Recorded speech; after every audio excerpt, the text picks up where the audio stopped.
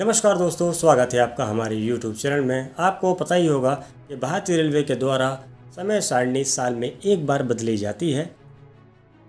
इस बार भी समय सारणी बदली जाएगी। हमारे भारतीय रेलवे में जितने भी जोन हैं, कोंकण रेलवे को छोड़कर सभी लोग अपनी समय सारणी को बदलते हैं। कोंकण रेलवे की जो समय सारणी है वो भी बदलती है, लेकिन वो फिक्स है, वो मानसून के समय में ही बदल जाती है। कोंकण रेलवे को अगर छोड़ दिया जाए तो दक्षिण पूर्व मध्य रेलवे बिलासपुर नागपुर, पश्चिम मध्य रेलवे जबलपुर भोपाल कोटा, इनके अलावा जितने भी जोन हैं सभी लोग साल में एक बार अपनी समय सारणी बदलते हैं। आपको बताते चले कि समय सारणी अक्टूबर में पहले बदली जाती थी, लेकिन इस बार भारतीय रेलवे ने कुछ परिवर्तन कर दिया है। इस बार जो समय सारणी है वो पहले बदली जा रही है। हालांकि ऐसा कभी होता नहीं था, लेकिन बात की जाए अगर 2014-15 से, तो 2014-15 से समय सारणी अलग अलग महीने में बदली जा रही है। आपको बताते चलें कि पूर्व में रेलवे की नई समय सारणी 1 जुलाई से ही लागू होती थी, लेकिन 2015 में इसमें बदलाव कर दिया गया। बीते 9 वर्ष के दौरान समय सारणी अगस्त या अक्टूबर से ही लागू हुई। पिछले वर्ष यानी कि 2023 अक्टूबर में समय सारणी जारी की गई थी। अक्टूबर 2023 की बात आपसे कर रहे हैं, तब 2023 में अक्टूबर के महीने में समय सारणी जारी की गई थी। तब समय सारणी में उसकी अवधि अक्टूबर 23 यानी कि 23 अक्टूबर से 24 जून तक दर्शाई गई थी।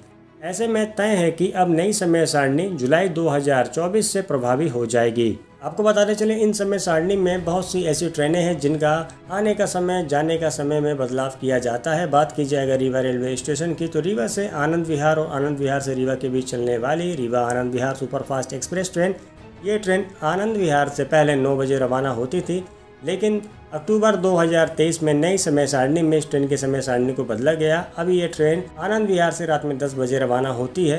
रीवा आनंद विहार ट्रेन रीवा से पहले 4 बजे रवाना होती थी, लेकिन अक्टूबर 2023 के बाद ये ट्रेन 4:40 पर रवाना होने लगी। ऐसे कई सारी ट्रेन हैं जिनके आने और जाने के समय को बदला गया। इस बार भी कुछ ऐसा ही होगा। आपको बताते चलें कि भारतीय रेलवे की नई समय सारणी अब अक्टूबर के बजाय 1 जुलाई से लागू होगी। उत्तर मध्य रेलवे समेत तमाम जोन जैसे कि दक्षिण पूर्व मध्य रेलवे, पश्चिम मध्य रेलवे के अलावा जितने भी जोन हैं, तमाम रेलवे जोन ने इसकी तैयारी शुरू कर दी है। बीते कुछ वर्षों के दौरान ये अगस्त या अक्टूबर से लागू होती थी समय सारणी। इसके पूर्व 2014 में समय सारणी जुलाई में लागू हुई थी। उसके बाद 2015 में जो समय सारणी है इसको अक्टूबर में लागू किया जाने लगा। इसके पूर्व 2014 में समय सारणी जुलाई में लागू हुई थी। इस बार इसमें काफ़ी बदलाव भी देखने को मिल सकता है।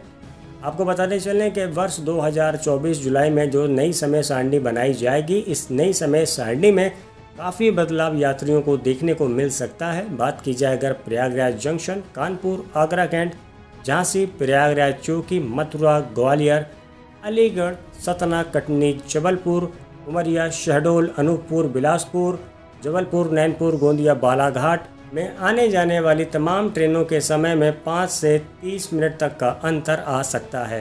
कुछ ट्रेनें अपने गंतव्य स्टेशन तक पहुंचने में पहले से कम वक्त भी लेंगी, क्योंकि कुछ ट्रेनों की स्पीड भी बढ़ाई जाएगी। बीते कुछ दिनों में रेलवे बोर्ड के साथ साथ जोनल और डिवीजन स्तर के अधिकारी ट्रेनों के समय का मूल्यांकन कर रहे हैं। परिचालन टाइम टेबल का मूल्यांकन 1-2 दिन में पूरा हो जाएगा। इसके बाद सभी railway zone railway time table के संबंध में रेलवे बोर्ड को अपनी रिपोर्ट सौंपेंगे। इसके बाद बोर्ड उसे अंतिम रूप देगा।